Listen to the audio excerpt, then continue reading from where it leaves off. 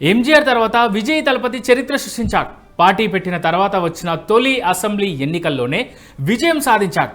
జననాయకన్గా ఇప్పుడు ఆయన్ను కీర్తిస్తున్నారు. ఇదంతా బానే ఉంది. కానీ ఇప్పుడు మధ్యలోకి రజనీని లాగి కొంతమంది తమిళ తంబిలు ట్రోల్ చేస్తున్నారు. ఎందుకంటే విజయ్ కంటే ముందు ఈ ఘనత రజనీ పేరు ఉండాల్సింది కదా అని తంబిలు గుర్తు చేయడమే కాకుండా దెప్పి పొడుస్తున్నారు. ఇప్పుడు విజయ్ హీరోగా ఎదిగే క్రమంలోనే స్టార్ ఇమేజ్లో పీక్స్లో ఉన్నారు రజనీకాంత్. అలాంటి రజనీ రాజకీయాల్లోకి రావాలని తమిళ ప్రజలందరూ అప్పట్లో బలంగా కోరుకున్నారు. సీఎంగా సూపర్ స్టార్ను చూడాలని కలలు కన్నారు.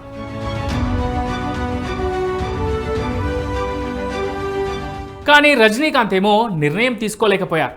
రావాలా వద్దా, వస్తే సీఎం అవుతానా కానా అన్నీ ఇలాంటి సందేహాలే. దీంతో ఏదీ తేల్చుకోలేని పరిస్థితికి చేరిపోయారు రజనీ. భాషా సినిమా తర్వాత రాజకీయాల్లోకి వస్తున్నారన్నారు, అప్పుడు రాలేదు. శివాజీ తర్వాత అన్నారు, అప్పుడూ రాలేదు. ఇలా రోజులు గడుస్తున్న కొద్దీ ఓ ఫైన్ డే రాజకీయాల్లోకి వస్తున్నా అంటూ తలా సంచలన ప్రకటన చేశారు. ఇక తమిళనాడులో అధికారం సూపర్ స్టార్దే అనుకున్నారు. మా బతుకుల్లో ఆనందం ఆయన వల్లే అన్న రేంజ్లో కామెంట్లు, ప్రశంసలు, మాటలు. అయితే వారి ఆశలన్నీ అడియాశలయ్యాయి. రాజకీయాల్లోకి వస్తున్నానంటూ రజనీ ఎలా చెప్పారో అంతే సింపుల్గా తనకు రాజకీయాలు పడవంటూ, ఆరోగ్యం సహకరించడం లేదంటూ తప్పుకున్నారు. అంతే. సెలబ్రిటీలను సీఎం అంటూ అందలమెక్కించాలనే ఆశతో ఉన్న తమిళ తంబిలు ఇప్పుడు రజనీ రేంజ్ క్రేజ్ సంపాదించుకున్న విజయ్ వెనకబడ్డారు. ఇటు విజయ్ కూడా డేర్ చేశాడు, అందుకే సీఎం అవబోతున్నాడు. అయితే ఈ విషయాలనే గుర్తు చేస్తూ ఇప్పుడు రజనీని ట్రోల్ చేస్తున్నారు కొందరు తమిళ తంబిలు.